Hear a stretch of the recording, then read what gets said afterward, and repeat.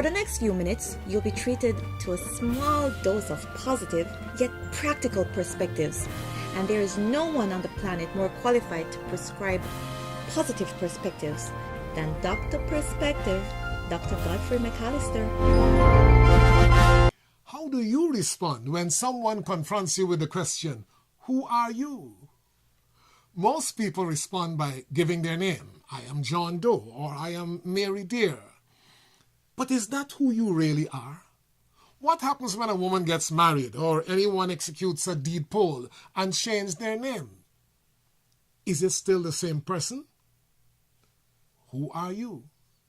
You may say, I am a teacher, or I am a housewife, or I am a politician. But is that accurately you? If someone changes their profession, are they still the same person? So really, who are you? Interestingly enough, our answer becomes more accurate when we identify ourselves by relationship, but not by any and every relationship. Employee-employee relationships are not good enough. I could be an employee of Starbucks today, and tomorrow I might change jobs. But am I still the same person? Nationality by any means other than birth cannot stand. At present, I enjoy dual citizenship, but only one by birth. So if in answer to the question, who are you, I were to say, I am Guyanese, then that is a 100% accurate, irrefutable, and irrevocable identification. Similarly, if I say I am the son of Hilton and Helena McAllister, that is equally accurate, although, to be safe, I should add by birth, as against by adoption. We can therefore safely conclude that our true identity must rely on that which is immutable, irrefutable, indisputable, and irrevocable. Anything that is temporary, transient, or fleeting is a mere appendage and cannot answer up to the question, who am I? But let us switch gear and examine the issue from a different perspective. That perspective is what or who I am not. So again, the question, who are you? You are not what I see, or for that matter, what I can feel or touch. Let me illustrate.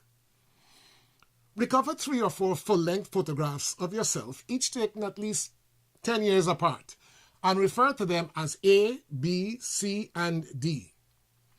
A should be when you were between 1 year and 3 years old. I strongly suspect that your physical appearance at age 3 would be radically different from how you would look at 23 and even at 13. If you are fortunate to be able to add a photo of yourself at 83, the difference would be even that more obvious. Which of those representations of you at different ages, at different stages, is the real you? A, B, C, or D? Is it the one closer to the end of life? Or is it the one closer to the beginning of life? And what about the ones in between? There are only 2 possible answers. Either none are you or all are you. And I know where my vote lies. But let us say that you say that all are you. Okay, then we have a logical problem. We believe that you are singular, even if you suffer from a personality disorder, mental illness. Your multiple personalities still count as one person. So let us call you P. Going back to our A, B, C, and D photograph stages of your life, if A equal P and B equal P and C equal P and D equal P, then A equal B equal C equal D. But they're obviously not the same. You can just take one look at them and you can tell the difference. Therefore, at best, only A or B or C or D can be equal to P. And that leaves us with the bigger problem. Which one?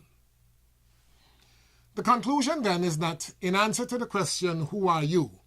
No physical, visible, touchable, feelable version of you is actually you. Still not convinced? Now this is my last try, and it is going to be graphic. So if you're squeamish, cut the video right here.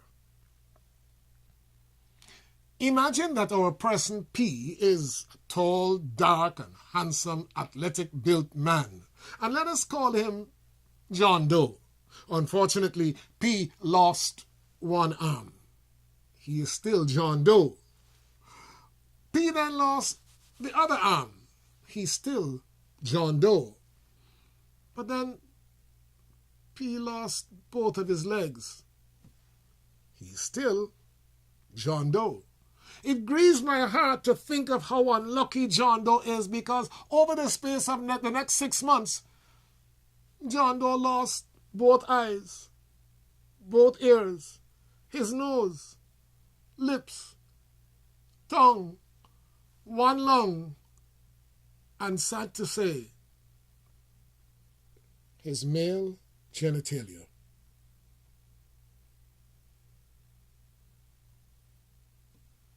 At what point did he stop being John Doe? At no point did our totally disfigured human tragedy stop being John Doe. In fact, he will continue to be John Doe with all the legal rights of a human being until he dies. And what is so special about death that no amount of injury can duplicate? This is it. At death, his spirit, unaffected by the like changes and tragedies, leaves his body.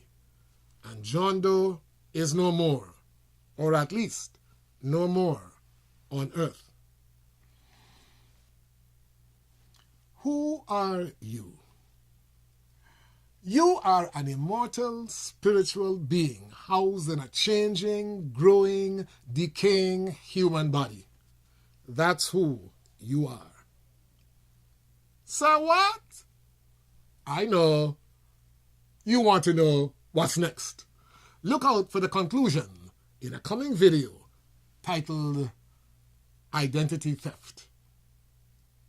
If you enjoyed today's perspective, please like this video and drop us a note at thedoc@drperspective.com.